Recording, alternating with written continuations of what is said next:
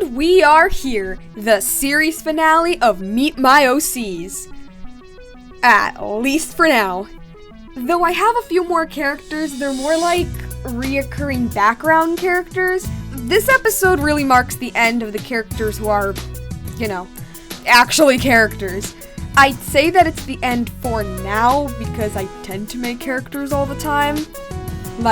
All the time, and with most of them I just throw them in this series because I've basically created a whole town, so why not go all in? So there might be a possibility that I'm gonna add even more in the future. Yes, I have a problem. Maybe I just like really designing characters, I don't know. About making new characters, I'll call this batch the Newbies, because they're the newest characters that I've created. And when I mean new, I mean new. Like, made during the pandemic new.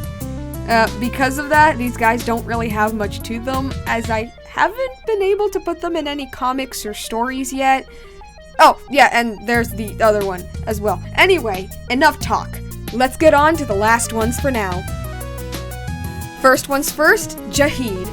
So, you know those days when suddenly a memory of something that happened a while back that never came to your mind suddenly came back? Well, that's how he was made.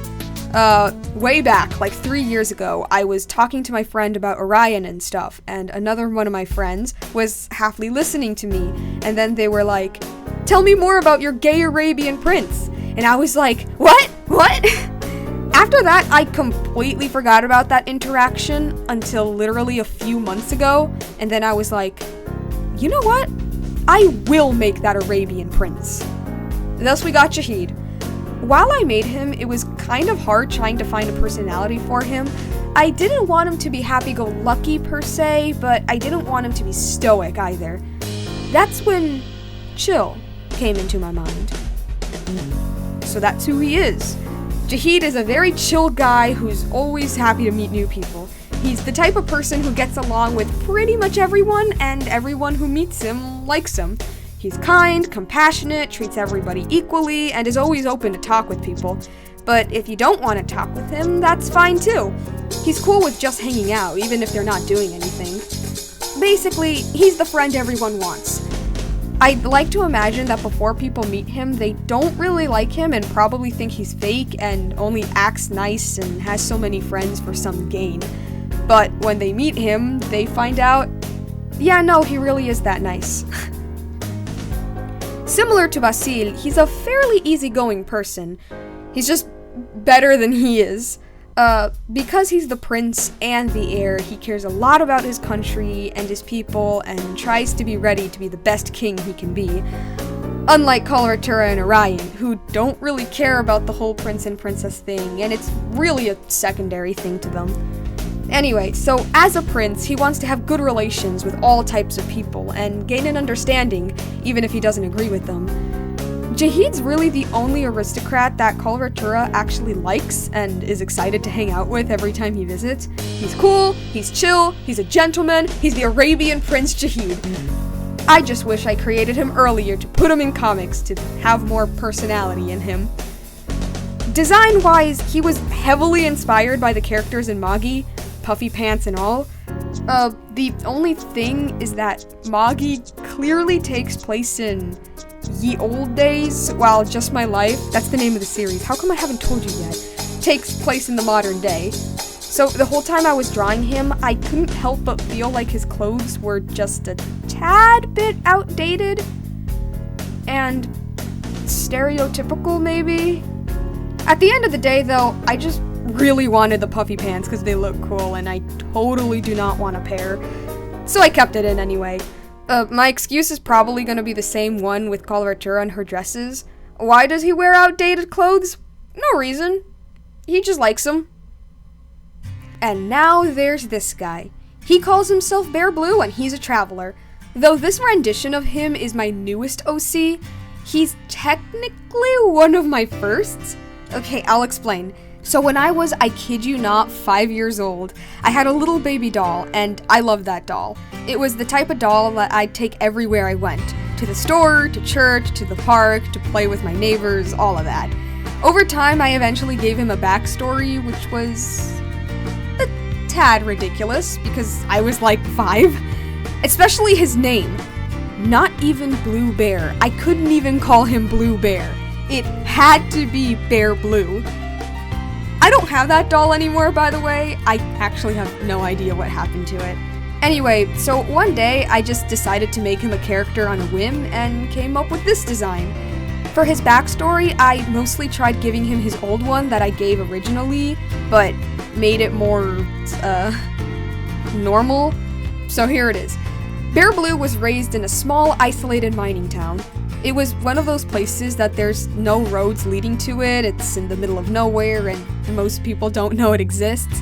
Everyone raised there is expected to work in the mines, or at the very least contribute to it. Bear Blue hated that. He hated living in such an isolated place and hated only having one real path in life. Instead, he wanted to go out and travel the world. So once he became an adult, that is exactly what he did. Eventually, he made it to Little Stone and got kicked out of a McDonald's for sleeping there, met Jackson Ashton, and Ashton kindly decided to let him stay in his place for a bit. At least, that's what I have so far in his story. Personality-wise, he's a young, naive guy who has an unending thirst for exploration and adventure. Not only is he a traveler, he's also a hitchhiker, and does pretty dumb and dangerous things. He's definitely the type of guy who would climb tall cranes and jump off cliffs and go in shark cages for no other reason than adventure. So he's a bit of a crazy one. Similarly to Jackson Ashton, he posts travel vlogs online, and that's how he gets his income. Although the whole internet thing is really just an excuse for him to keep exploring and stuff. Out of all of the places he goes to, Bear Blue is the best in caves and caverns. Because he was raised in the mines, he knows his way around them, seeing rock patterns, what kind of rock there is, what kinds are softer and harder, and which one has minerals and all of that stuff. For his design, I wanted to show how young and naive he is, so the shorts and suspenders were a must. The bear on his shirt and the amount of baby blue were meant to be in reference to the original doll he was based on. The hair, funny enough, was based off of Prince Justin from Howl's Moving Castle, of all things. I just like that hair, I think it's adorable. Then I added some bracelets because pretty boy.